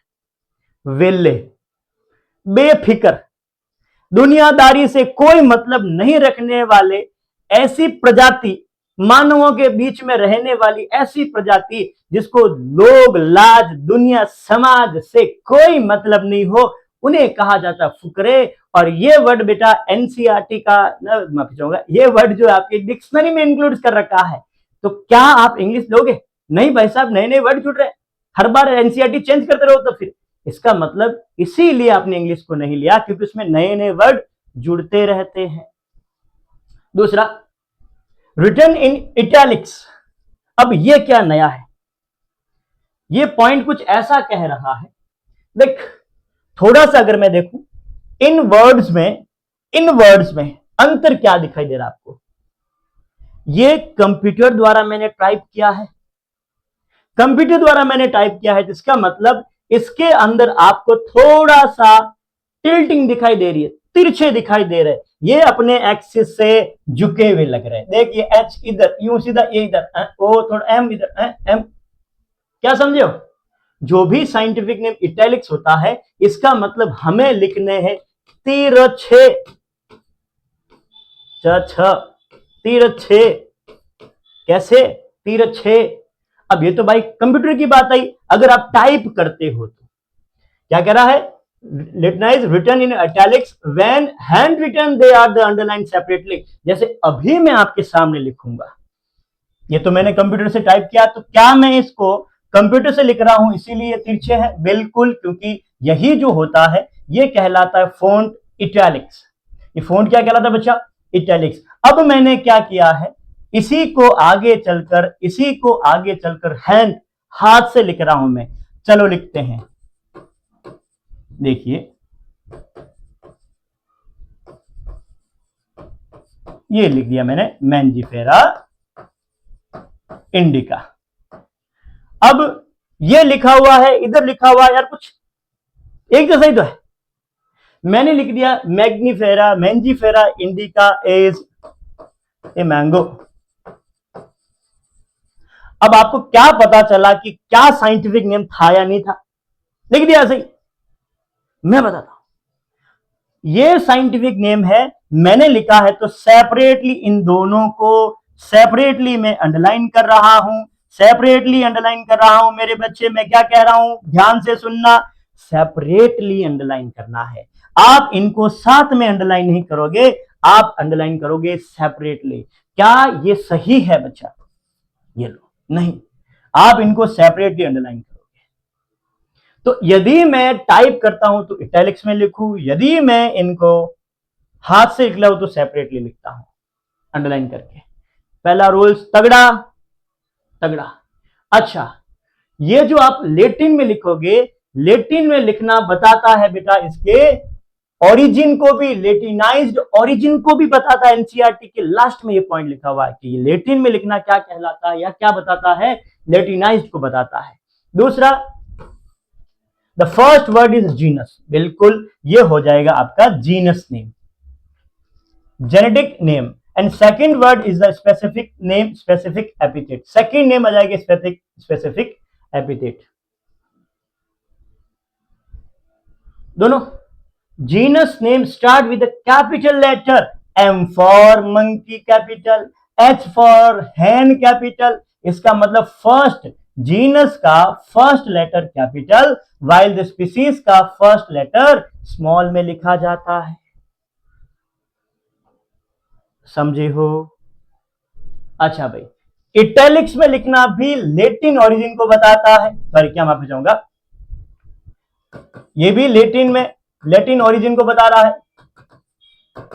इसमें आप ये जीनस लिख दो, ये भी लेटिन लैंग्वेज की ओरिजिन को बता रहा है एनसीईआरटी के अकॉर्डिंग। और साथ ही साथ यदि आप उसे साइंटिफिक लेटिन भाषा में लिखते तो ओरिजिनेट ये भी लेटिनाइज को बता रहा है। अगला बड़ा इंपॉर्टेंट है, मानो कोई वैज्ञानिक, कोई साइंटिस्ट जिसने ये नामकरण या नोमेनक्लेचर किसी ऑर्गेनिज्म का किया है, तो वो बुरा नहीं मान जाए कि मेरा नाम तो आया ही नहीं। अरे भाई, तेरा नाम कैसा आएगा? तूने तो गाय का नाम दिया है, तूने भैंस का नाम दिया, भैंस के नाम क्या था तुम्हारा? जोड़ दे, जोड़ो भाई। क्या वजह से करो? तो हमने क्या किया, उसके नाम के साथ उसको जोड़ दिया, लेकिन क्या वो जो ऑर्गेनिज्म है जिसका नाम, जिस ऑर्गेनिज्म मतलब मैं ऑथर की बात कर रहा हूं, क्या वो ऑथर भी उसी साइंटिफिक नेम का हिस्सा है? उस साइंटिफिक नेम का हिस्सा नहीं है, उसने दिया है, वो नेम दिया है, इसीलिए उसको लास्ट में लिख दो, शॉर्ट में लिख दो। देखो पहले तो वर्ड ध्यान रखना, 3 चीजें हम इसमें ऐड करने वाले, ये मिटा देते हैं बच्चा। 3 चीजें ऐड करो। ऑथर जो होगा वो पहला पॉइंट होगा कि ऑथर का नेम लास्ट में लिखो, last of scientific name, scientific name में लास्ट में लिखो। दूसरा कह रहा है शॉर्ट में लिखो, शॉर्ट नेम, शॉर्ट, ऐसे नहीं कि पूरा लीनियस लिख दिया, शॉर्ट में लिखना है। तीसरा कह रहा है विदाउट, बिल्कुल बेटा अंडरलाइन किए हुए, किसी तरह से उसको अंडरलाइन नहीं करना है, विदाउट अंडरलाइन किए हुए उसको लिखना है। समझ पाए हो तीनों के तीनों पॉइंट इससे रिलेटेड?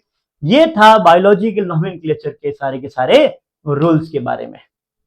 कुछ और भी पॉइंट है, जैसे आपने कहा एक नाम दिया है बच्चा, सुनना, एक नाम है नाजा, नाजा, नाम क्या है? नाजा, नाजा किसका नाम है? ये सांप का साइंटिफिक नेम। जीनस भी वही, स्पीसीज भी वही। तो क्या जीनस और स्पीसीज सेम हो सकते हैं? बिल्कुल, इन्हें कहा जाता है टोटोनिम्स। इन्हें क्या कहा जाता है? टोटोनिम्स कहा जाता है। यानी कि जब आप एनिमल नोमेनक्लेचर की बात करो, एनिमल क्लेचर की बात करो, तो आप जीनस और स्पीसीज को सेम रख सकते हो, लेकिन प्लांट्स के लिए टोटोनिम्स नहीं होते हैं। जीनस और स्पीसीज सेम नहीं रखनी है, यह भी आपको बताना था, जरूरी था, बताया मैंने आपको। सारे के सारे पॉइंट्स आपको क्लियर हुए होंगे, ऐसी मैं आशा कर रहा हूं। बढ़े आगे बच्चों, चलिए आगे बढ़ते हैं। नेक्स्ट क्या पॉइंट है? क्लासिफिकेशन। अब नोमेनक्लेचर के बाद में क्लासिफिकेशन। देखो हमने कैरेक्टराइजेशन पढ़ा, आइडेंटिफिकेशन पढ़ा, क्लासिफिकेशन, नोमेनक्लेचर लास्ट में, लेकिन कोई नहीं पढ़ लिया हमने पहले। क्लासिफिकेशन आपकी एनसीईआरटी कह रहा है, classification is not a single step process. वर्गीकरण कोई भी एक पद में होने वाली, सिंगल स्टेप में होने वाली प्रोसेस नहीं है।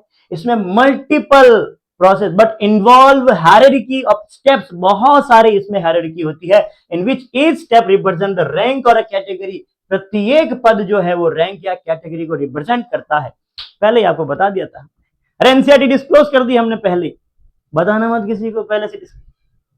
The category is a part of overall taxonomic arrangement. ये जो भी आप कैटेगरी बताओगे, कौन कौन सी, मनी मन मैं बोल रहा हूं और जोर जोर से बैठे बैठे तुम वहां बोल रहे हो, देख, किंगडम, फाइलम, क्लास, हाँ, ये सारी की सारी जो कैटेगरी होती है, विच each step represent the rank या कैटेगरी, ये एक रैंक है। The category is a part of overall taxonomic arrangement, it is called taxonomic category, और सभी को मिलाकर कह दिया टेक्सोनॉमिक हायरार्की। ये जो आप पढ़ रहे हो ना, ये है टेक्सोनॉमिक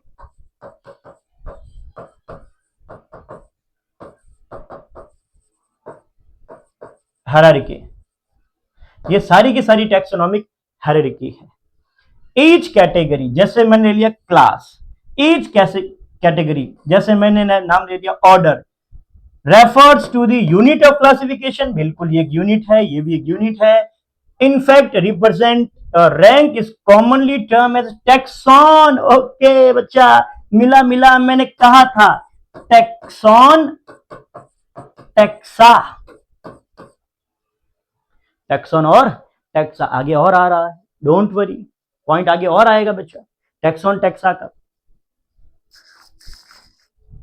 देख विद्यार्थी, यदि आप इस किसी कैटेगरी का टैक्सोनॉमिक हायरार्की का सिंगल यूनिट लो, ये भी अपने आप में यूनिट है, लार्जेस्ट यूनिट, ये भी अपने आप में यूनिट है, स्मॉलेस्ट यूनिट। यदि आप सिंगल रैंक की बात करो तो रिप्रेजेंट कर रहा है बेटा टैक्सॉन को, टैक्सा। सभी को मिटा देते हैं, देखो समझते हैं, सभी को, जैसे बात की kingdom, phylum, class, order, family, genus, species, क्या ये आपका टैक्सॉन है? बिल्कुल। क्या ये आपका टैक्सॉन है? बिल्कुल। क्या ये आपका टैक्सॉन है? बिल्कुल। ये भी, ये भी, ये भी, ये भी। इकाई जो है, क्या ये भी यूनिट है? बिल्कुल, ये भी एक यूनिट है। क्या ये भी यूनिट है? बिल्कुल यूनिट है। क्या ये भी यूनिट है? बिल्कुल यूनिट है। क्या ये भी यूनिट है? हाँ, पीछे काहे रह गया है? क्या ये भी यूनिट है? बिल्कुल बच्चा, ये भी यूनिट है। ओके, ये हो गई लार्जेस्ट यूनिट, ये हो गई smallest unit. Largest unit, smallest unit, सभी को मिलाकर हमने कह दिया टैक्सा। सभी को मिलाकर क्या कह दिया बच्चों? सभी को मिलाकर कह दिया टैक्सा। सभी को मिलाकर कह दिया टैक्सा। क्या सभी टैक्सॉन टैक्सा है? सभी टैक्सॉन टैक्सा है, टैक्सा सभी टैक्सॉन। भाई एक जो टैक्सॉन होता है, एक जो टैक्सॉन, वो किस में इंक्लूड होता है? टैक्सा में इंक्लूड होता है, टैक्सॉन टैक्सा में। और टैक्सा जो होता है उसमें सारे के सारे टैक्सॉन इंक्लूड है। मतलब टैक्सॉन और टैक्सा एक है, लेकिन टैक्सा और टैक्सॉन एक नहीं, क्योंकि ये इसके कैटेगरी में आता है। ये एकल एकल एकल एकल एकल। समझ पाए हो टैक्सॉन और टैक्सा के बीच में? अच्छा सा डिफरेंस था, अच्छे से समझा एनसीईआरटी का पॉइंट। आगे बढ़ते हैं, आगे पॉइंट क्या कह रहा है? लास्ट लाइन है एनसीईआरटी के इस पैराग्राफ की, ये आपको जो ऊपर लिखी हुई मिलेगी, ये लास्ट लाइन में मिलेगा। पॉइंट प्यारा सा है। These taxonomic groups या category are distinct biological entities and not namely morphological aggregates। आप कोई भी कैटेगरी को उठा के देखोगे तो सिर्फ आपने उसके अंदर, जैसे आपने कहा यहां पॉइंट में किंगडम, आपने कहा यहां पॉइंट में फाइलम, किंगडम, फाइलम या क्लास। अगर आपने किसी भी एक कैटेगरी को उठाया है तो ऐसा नहीं कि क्लास में आपने सिर्फ और सिर्फ उसकी मॉर्फोलॉजी देखी होगी, ऐसा नहीं है। क्लास में आपने मॉर्फोलॉजी देखी होगी, ऐसा नहीं है। फाइलम में ऑर्गेनिज्म जो है वो किसके बेसिस पे है? मॉर्फो के बेसिस पे। सिर्फ एक पॉइंट को नहीं लिया है, मॉर्फो के साथ साथ हो सकता है आपने फिजियोलॉजिकल भी लिया हो सकता है आपने इंटरनल स्ट्रक्चर ली हो सकता है एवोल्यूशनरी रिलेशनशिप से लिया हो। छोटे से पॉइंट समझो। देखिए मैमल्स में आपने लिया प्राइमेटा और non Primata, Primata non Primata. Primata वो है जिसमें मेंस्ट्रुअल साइकिल चलता हो, अथर्व चक्र चलता हो। नॉन प्राइमेटा वो है जिसमें एस्ट्रस साइकिल चलता हो। मॉर्फोलॉजिकली है ये, नहीं फिजियोलॉजिकली हुआ ये। इसका मतलब एनसीईआरटी सही तो कह रहा है कि biological entities and not nearly morphological aggregates, यानी कि सिर्फ मॉर्फोलॉजी आकार देकर आपने बताओगे, बहुत सारे और फैक्टर्स भी लिए हैं। अब आ जाइए इन्हीं 7 कैटेगरी पर। ये तो मैंने आपको पहले ही बता दिया 7 कैटेगरी है। एनसीईआरटी आउट, पहले से हमने पता कर लिया इसके बारे में। अब देखो सबसे बड़ी कैटेगरी मैंने कही थी आपसे, ये हो जाएगी लार्जेस्ट रैंक या यूनिट, ये हो जाएगी हमारी स्मॉलेस्ट यूनिट। हो गई? Taxonomic study for all known organisms have leads to the development of common categories such as called kingdom, phylum या कहा है डिवीजन। ये क्या बात है, ये भी एनसीईआरटी में। आपको एनसीईआरटी भाई साहब लास्ट में जाते हुए डिवीजन और फाइलम के लिए एनसीईआरटी लास्ट में जाकर कहती है कि डिवीजन में किसको इंक्लूड करूं, फाइलम में किसको इंक्लूड करूं, अदरवाइज तो कैटेगरी 8 हो जाती। देख, अगर मैं इस पॉइंट में यहां फाइलम के साथ साथ डिवीजन भी ऐड करूं तो मैंने कहा तो कैटेगरी जो बेसिक कैटेगरी होती है, देखो सब कैटेगरीज भी होती है, मैं उसका ना वर्णन नहीं कर रहा हूं यहाँ पे, सब कैटेगरी इन्हीं की तो होगी। कैटेगरी जो होती है kingdom, phylum, class, order, family, genus, species की है। अब इनमें जो है बेटा आपने कहा फाइलम भी है और डिवीजन भी है। अब कब फाइलम कब डिवीजन, रुको जरा सब्र करो, बोला ना धीरे धीरे सब बताएंगे आप। देखिए कि फाइलम की बात की जाए तो यदि आप एनिमल क्लासिफिकेशन कर रहे हो, किसका क्लासिफिकेशन कर रहे हो बच्चा, एनिमल्स का, तो एनिमल्स के लिए तो हम लेंगे फाइलम, और डिवीजन फॉर द प्लांट्स, समझे हो। हम एनिमल्स जो लेंगे वो फाइलम, डिवीजन जो लेंगे वो प्लांट्स के लिए, फिर अगली कैटेगरी आ गई क्लास, फिर ऑर्डर, फैमिली, जीनस, स्पीसीज। ये याद करने में बड़ी दिक्कत सी होती है क्योंकि 7 कैटेगरी पहली बार तो हमने सुनी है, पहली बार सुनते ही फिर उसके बाद में कह रहा है कि इनको याद करो, याद करना थोड़ा सा कठिन हो जाता है। रुको जरा, मेरा एक मित्र है, उन्होंने क्या किया, उन्होंने एक रेस्टोरेंट खोला और रेस्टोरेंट का नाम रख दिया बच्चा। देखिए याद करने का मेरा भी था पॉइंट, तो मैंने भी ऐसे याद किया। उनका रेस्टोरेंट का नाम था केपीसी, केएफसी होता ना, केएफसी को हमने क्या बना लिया, केपीसी। मित्र का नाम था गिरधारी सिंह, तो केपीसी ऑफ जीएफ।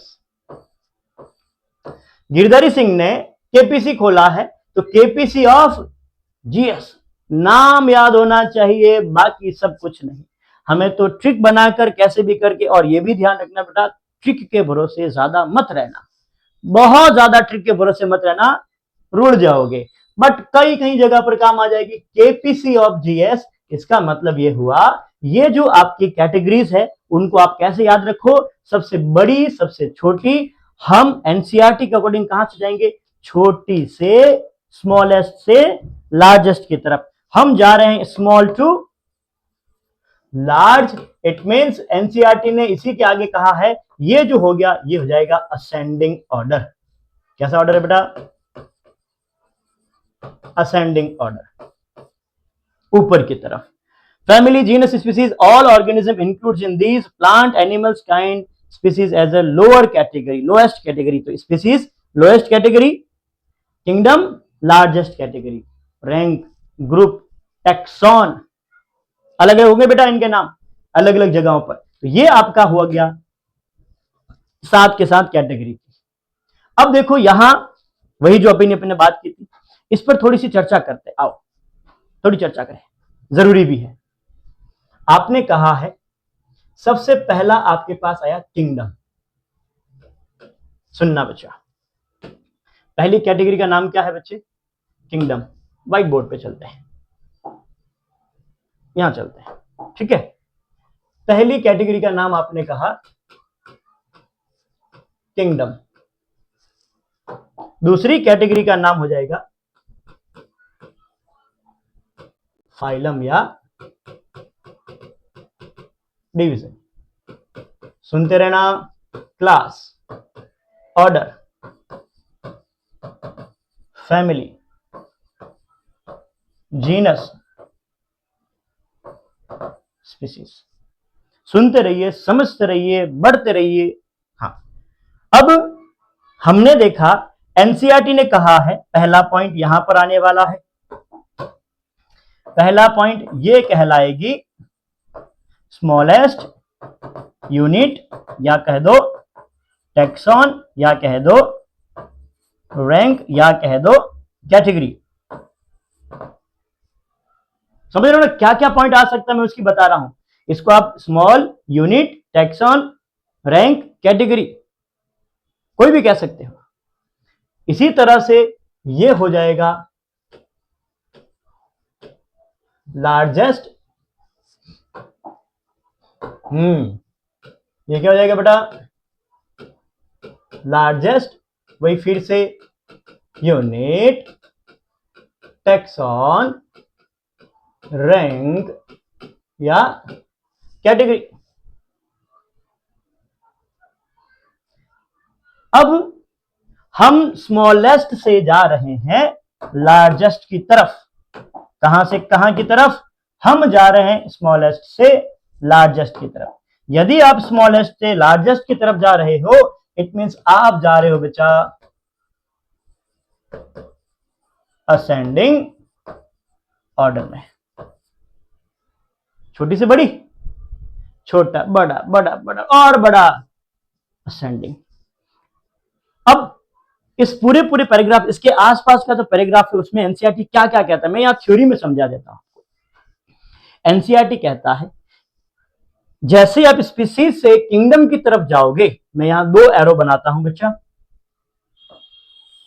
इधर, या किंगडम से स्पीसीज की तरफ आओगे इधर। देख, पहला पॉइंट समझना, आप स्मॉलेस्ट से लार्ज की तरफ जा रहे हो या लार्ज से स्मॉल की तरफ आ रहे हो। जब स्मॉल से लार्ज की तरफ जाओगे तब आपको मिलेगा डिसिमिलरिटी इंक्रीज, सिमिलरिटीज डिक्रीज।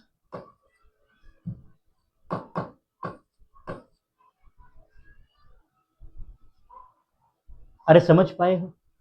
अगर आप भारत से बाहर हो, इंडिया से बाहर हो, तो किसको रिप्रेजेंट कर रहे हो? इंडिया को रिप्रेजेंट कर रहे हो।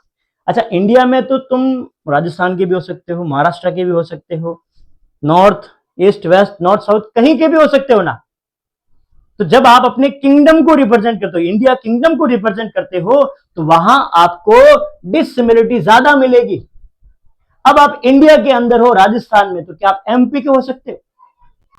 तमिलनाडु, तेलंगाना, आंध्रा, जम्मू कश्मीर, अरुणाचल प्रदेश, सिक्किम, मिजोरम? नहीं ना। पंजाब, हरियाणा, राजस्थान? वही मैंने कहा, आप जैसे जैसे नीचे की तरफ आओगे सिमिलरिटी बढ़ेगी। नीचे की तरफ आओगे, अभी तो ऊपर जा रहे हो, आप ऊपर जा रहे हो तो डिसिमिलरिटी बढ़ रही है, सिमिलरिटी घट रही है। इसका मतलब जैसे ही मैं लार्ज से स्मॉल की तरफ जाऊंगा, मुझे सिमिलरिटीज तो बढ़ती हुई मिलेगी और डिसिमिलरिटी घटती हुई मिलने वाली है।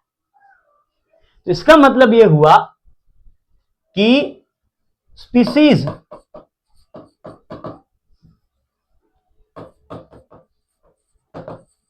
और जीनस, मैं दो को लेके समझाता हूं आपको, किंगडम और फाइलम। देख विद्यार्थी, अच्छे से समझना, एनसीईआरटी अगर समझना है तो एनसीईआरटी कह रहा है स्पीसीज से जीनस में डिसिमिलरिटी ज्यादा है।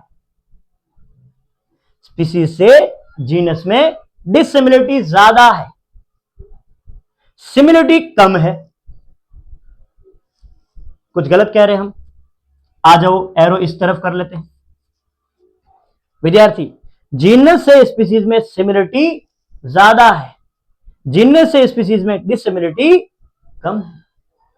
सेम स्पीसीज या सेम टाइप के मॉर्फोलॉजिकल ऑर्गेनिज्म को एक समान जाति में रखा जाता है, सेम जाति के सदस्य को जीनस में रखा जाता है। बड़े हो, यहां से इसका उल्टा कर दो फिर। हाँ, बिल्कुल अपने दिमाग में ऐसा सोचो, जैसा हमने यहां इसके बारे में किया था वैसे इसके बारे में और इसके बारे में वापस सोचो। आप खुद सोचो, 2 मिनट का समय लो, मैं 2 मिनट के लिए मौन धारण करता हूं, तुम्हें उसके दिमाग, अपने दिमाग में इन दोनों के बारे में सोचना था। क्या सोचना है? पूछना, सुनना मेरे विद्यार्थी। मैं कह रहा हूं स्पीसीज और जीनस, स्पीसीज से जीनस की तरफ जाओगे तो डिसिमिलरिटी बढ़ेगी, और जब आप इधर आओगे तो सिमिलरिटी बढ़ेगी। इधर डिसिमिलरिटी बढ़ेगी, सिमिलरिटी बढ़ेगी, तो उसका वाइस वर्सा अपोजिट। अब आप इसके बारे में बताओ फिर, अपने अपने दिमाग में सोचो इसके बारे में। सही सोच रहे हो? हाँ, मैं दिमाग पढ़ना जानता हूं बच्चा, तुम्हें पता ही नहीं है।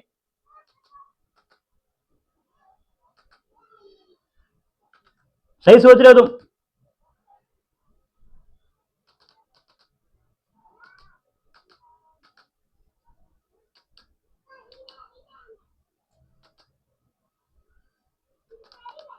हाँ, बिल्कुल सही सोचा, बिल्कुल बिल्कुल सही सोचा। जी बच्चा।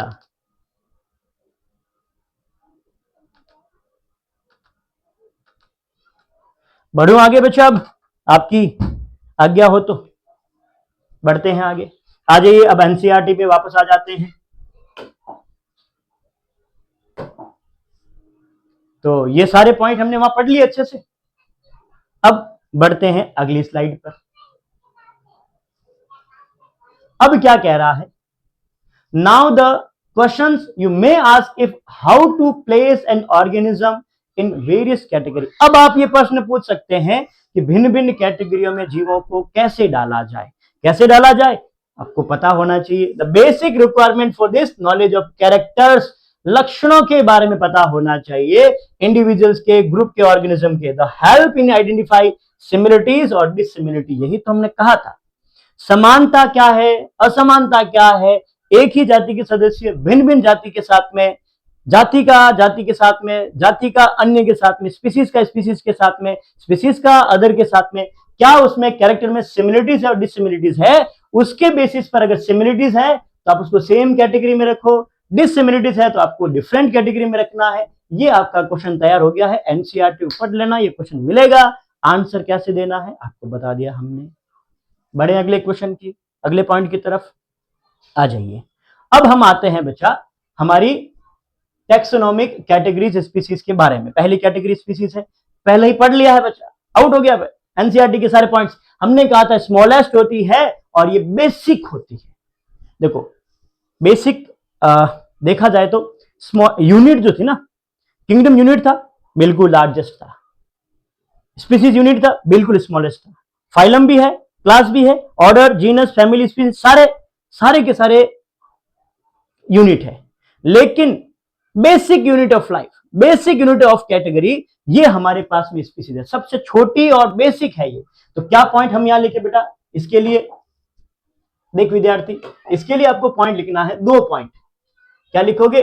पहला पॉइंट तो लिखना इसके बारे में, ये बेसिक यूनिट है। बेसिक, मैं कह रहा हूं सारी की सारी यूनिट है, लेकिन ये कैसी यूनिट है बच्चा? ये बेसिक यूनिट है।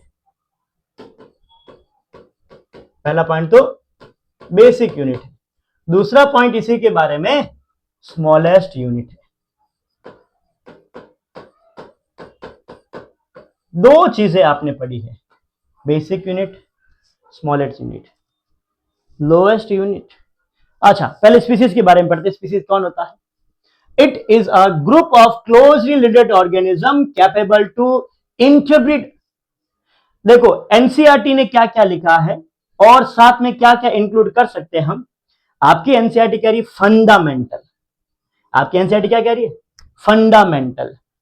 फंडामेंटल का मतलब हो गया आकार, आकृति, शेप, साइज में सेम, यानी कि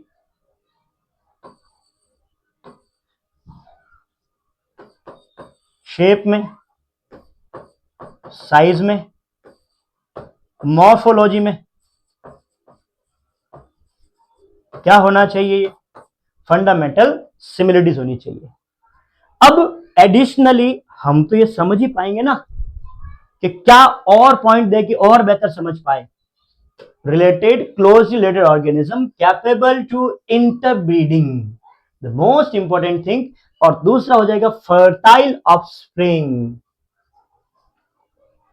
मेरे प्यारे विद्यार्थी, अगर आप इस का मतलब समझे हो तो मतलब होता है बच्चा उनके बीच में फर्टिलाइजेशन हो जाना चाहिए,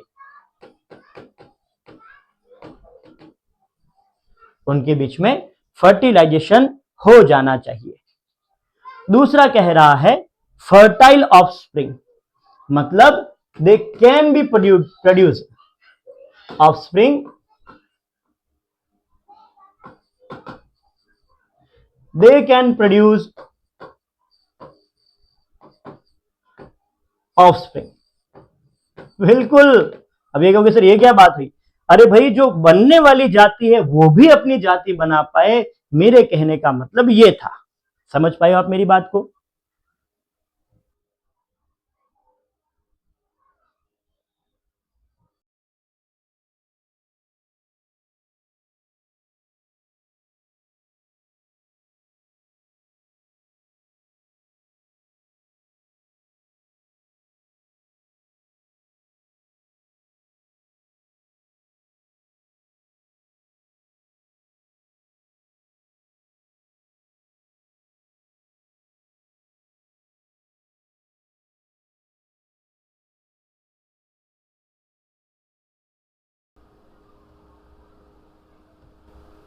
बड़े विद्यार्थी आगे।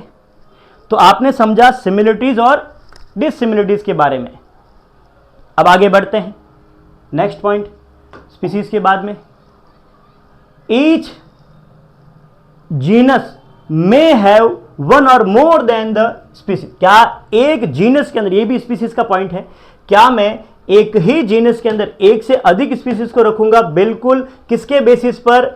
उनके कैरेक्टर्स के बेसिस पर। बट एनसीईआरटी कह रहा है, पहला पॉइंट, तो क्या एक जीनस में एक से ज्यादा स्पीसीज हो सकती है? एक भी हो सकती है, एक से अधिक भी हो सकती है।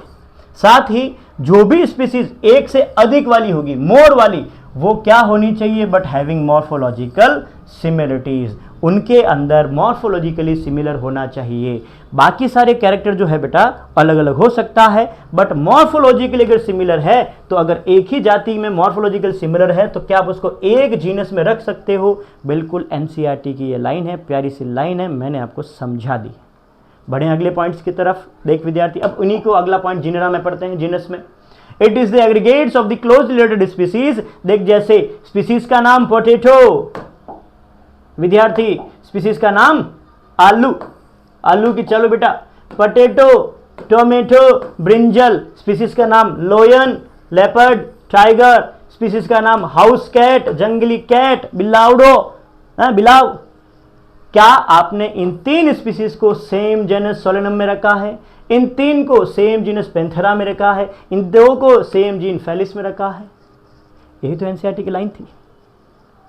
अरे यही तो हमने पढ़ा है, यही तो हम चाहते थे कि आए कुछ ऐसा। तीनों की तीनों सोलेनम में, तीनों की तीनों पेंथेरा में, दोनों की दोनों फेलिस में। एनसीईआरटी ने कहा कि मॉर्फोलॉजिकल सिमिलर होने चाहिए। देख विद्यार्थी, अब इसमें तो अपन नहीं कहेंगे जमीन में लगता है, बाहर लगता है, होना चाहिए ना, कार्निवोरा है, लगभग सिमिलर है। अरे भाई 100% सिमिलर होते तो आप क्यों ना सर कहाँ सिमिलर, 100% सिमिलर होते तो फिर हम एक ही स्पीसीज में रख लेते। मॉर्फोलॉजिकली लगभग दिखने में बिल्ली बिलाव एक जैसा दिखता है, थोड़ा थोड़ा लाइटली, इसीलिए आपने इसको जिनेरा फेलिस में रखा है। आगे पॉइंट क्या कह रहा है एनसीईआरटी? बढ़ो अगले पॉइंट की तरफ। देख, फैमिली, फिर से एनसीईआरटी खेल गया, पता ही नहीं चला कैसे पॉइंट आया और कैसे हमें बेवकूफ बना के चला गया। Family has the group of related genera with the still less number of similarities. याद कर मेरे विद्यार्थी, अरे मेरे विद्यार्थी याद करा रहा हूं मैं तुझे। देख यहां अभी अभी यहां हमने पॉइंट जो लिखे थे, माफी चाहूंगा, यहां से मिटा दिए गए हैं, उन्हें हमने खत्म कर दिया है। लेकिन यहां जो पॉइंट लिखे गए थे उसमें मैंने आपसे कहा था आप किंगडम और फाइलम के बीच में ये बताओ सिमिलरिटी डिसिमिलरिटी ऊपर जा रहे नीचे आ रहे वापस, किया था। ये तो हम कह रहे हैं has group of related genera with still less number of similarity और अकम्पनीड जेनेरा स्पीसीज, इन सबको अपन फैमिली में रखेंगे। बट जब बात आती है बेटा प्लांट फैमिली की, जब हम बात करते हैं किसकी बच्चा, प्लांट फैमिली की। अच्छा, इस लाइन को हम समझे, इधर ही देख, जीनस सोलेनम, पिटूनिया, धतूरा, जीनस पेंथेरा जिसमें आपने टाइगर, लॉयन, लेपर्ड को लिया था, फेलिस वही जंगली बिल्ली और घरेलू बिल्ली को लिया था, इन सब को सोलेनेसी, इनको फेलिडी कुल में रखा गया है। तो same genera in family, same genera in family. But जब हम प्लांट स्पीसीज की बात करें बच्चा, प्लांट की बात करें तो प्लांट के लिए पॉइंट आया है, प्लांट अगर आपने क्लासिफिकेशन करना है तो family are the characterise in the basis of the vegetative, दिखने में वेजिटेटिव कैरेक्टर्स, उसकी मॉर्फोलॉजिकल कैरेक्टर, साथ ही साथ रिप्रोडक्टिव, वेजिटेटिव और रिप्रोडक्टिव दोनों को। प्लांट के लिए कह रहा है एनसीईआरटी, किसके लिए बच्चा? प्लांट के लिए कह रहा है। तो प्लांट के लिए वेजिटेटिव और रिप्रोडक्टिव दोनों कैरेक्टर को आपको इंक्लूड करना है। समझ में आ गया आपको? आगे बढ़े बच्चा, चल आगे बढ़ते हैं, फिर बढ़ते रहिएगा। ऑर्डर कह रहा है, फिर से वही वाली बात, देखो सारी बातें हमने पहले से पढ़ ली है, बस आपको मेरे साथ साथ पीछे पीछे दोहराना है। जब हम स्पीसीज से किंगडम की तरफ जाएंगे तो सिमिलरिटी घटेगी, डिसिमिलरिटी बढ़ेगी। जब किंगडम से स्पीसीज की तरफ आएंगे, नीचे की तरफ आएंगे, तब सिमिलरिटी बढ़ रही है, डिसिमिलरिटी घट रही है। समझ गए? यही वो पॉइंट है बच्चा। यहां पर देख, सेम फैमिली जो है कार्नोवेलेसी, सोलेनेसी, उसको पॉलीमोनेलेसी में डाला गया है। फेलिडी, कैनिडी को ऑर्डर कार्निवोरा में डाला गया है। तो ऑर्डर जो है बेटा वो सेम फैमिली को रखेगा, ऑर्डर जो है सेम फैमिली को रखेगा। बढ़ते हैं आगे क्लास की तरफ। क्लास में फिर से वही वाली बात है, एनसीईआरटी में जो पॉइंट लिखे हुए उन्हीं को अपन यहाँ लेके आ रहे हैं। सेम ऑर्डर जो होता है उसको एक ही क्लास में रखोगे, सेम ऑर्डर को एक ही क्लास में रखोगे। हम मैमल्स, प्राइमेटा भी है और कार्निवोरा भी मैमल्स में ही इंक्लूड होते हैं। आगे बढ़े हम क्लास के बाद में फाइलम है डिवीजन। अब यहां पर वो पॉइंट आएंगे जहां हमने इसके बारे में पहले पढ़ा था। क्या कह रहा है फाइलम डिवीजन? एनिमल्स लाइक परम ना, मैंने शॉर्ट करके ट्रिम करके लिखा है, परम बड़ा प्यारा है मुझे। परम हमारे भारत का पहला क्या था? कमेंट्स में बताना, तब तो मैं समझूंगा कि तुम यहां तक पहुंचे भी होंगे। परम हमारे भारत का सबसे पहले क्या था? परम हमारे भारत का सबसे पहले क्या था? देखते हैं कौन कौन विद्यार्थी यहां तक पहुंचा है ना। मुझे जो विद्यार्थी देखो जुड़े हुए हैं ना, जिन्होंने कहा था कि सर आप चालू कीजिए क्लासें, हम साथ रहेंगे, हम पढ़ेंगे, मजे से पढ़ेंगे। मैं पूछूंगा 2 दिन बाद क्लास में जाकर, भीड़ में है तो मैं भीड़ में तुमसे पूछूंगा कि मैंने तुम्हारी ऑनलाइन की क्लास में कुछ पॉइंट बताया था, हैं वो यहां तक अगर पढ़ रहे होंगे तो आएगा, नहीं तो फिर जूते पढ़ने तय है बेटा ना, ठोले ठोले ठोकूंगा। एनिमल्स लाइक परम, परम परम का मतलब होता है Pisces, amphibians, reptiles, Aves, mammals constitute the next higher category. इन सब को कंक्लूड करके हाई कैटेगरी फाइलम में रखा गया है। 1 मिनट, कहीं ये सारे के सारे एनिमल्स तो नहीं है?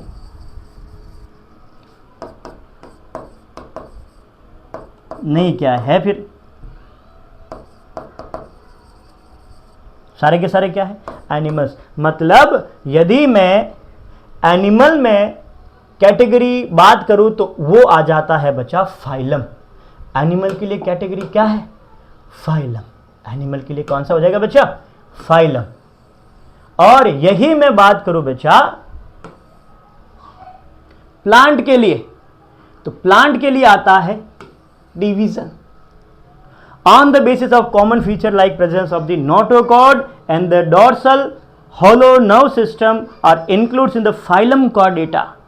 ये भी आपके एनसीईआरटी की लाइन थी। तो क्या समझे हो इस लाइन से? इस लाइन से हम ये समझे हैं कि यदि मान लो समान समान हमारे पास में लक्षण रखने वाले, कॉमन फीचर रखने वाले, जैसे नोटोकॉर्ड हो गया, डॉर्सल होलो जो आपका नर्व सिस्टम हो गया, इन सभी को उठाकर हम फाइलम कॉर्डेट में रख देंगे। क्लास वाले को, समान क्लास वाले को। प्लांट के लिए आता है डिवीजन। देख, plant angiosperma division, angiosperma, gymnosperma, pteridophyta, bryophyta, algae, ये आपका डिवीजन की फॉर्म। तो डिवीजन में आ जाएंगे बेटा प्लांट, जबकि फाइलम में हो जाएंगे सारे के सारे एनिमल्स। बढ़ते हैं आगे। आया सबसे बड़ा किंगडम, जगत। किंगडम, ये देखो ये पॉइंट पहले भी आ चुका, kingdom, division, angiosperm, kingdom, Plantae, तो इसका मतलब फाइलम, प्लांटी। तो फाइलम कॉर्डेटा को अपने किंगडम एनिमेलिया में रखा है। डिवीजन, तो फाइलम किसके लिए आया है बच्चा? फाइलम आया है फाइलम आया है फॉर एनिमल्स। फाइलम किसके लिए आया है बच्चे? एनिमल्स के लिए आया है। किसके लिए आया है? एनिमल्स के लिए आया है। डिवीजन किसके लिए आया है? प्लांट्स के लिए आया है। तो एनिमल्स, फाइलम, डिवीजन, प्लांट्स, इन सबको इंक्लूड कर दिया। All animals belonging various phyla are associated. तो ये आ गया ना भाई, फाइला, यही तो हमने बात की थी। फाइला आएगा, आ गया फाइला, आप सभी का प्यारा फाइला। जबकि ऑल किंगडम प्लांटी डिवीजन। सारे के सारे क्लियर है बच्चा पॉइंट? बढ़ूं आगे आज्ञा से, चलिए बढ़ते हैं आगे। देख विद्यार्थी, इन सभी के अंतिम में सारांश के रूप में अगर आपसे मैं पूछूं, मैं आपके साथ में चल रहा हूं, आपको मेरे साथ में कुछ पॉइंट दोहराने हैं। देखो, सबसे बड़े तो पहले तो बताओ, सबसे बड़ी कैटेगरी किंगडम कहा आपने, सबसे छोटी कैटेगरी स्पीसीज कहा आपने, यूनिट जो हो गई, क्या ये भी यूनिट है? बिल्कुल ये भी यूनिट है। क्या ये भी यूनिट है? बिल्कुल ये भी यूनिट है। क्या ये यूनिट स्मॉलेस्ट है? नहीं, ये तो लार्जेस्ट है। क्या ये लार्जेस्ट है? नहीं, ये तो स्मॉलेस्ट है। क्या ये बेसिक यूनिट है? बिल्कुल कहा आपने, बेसिक यूनिट है। फिर आपने बात की, ये जो आप स्पीसीज से किंगडम की तरफ जाओगे इसे असेंडिंग ऑर्डर कहेंगे, और जो आप किंगडम से स्पीसीज की तरफ आओगे इसको डिसेंडिंग ऑर्डर कहेंगे।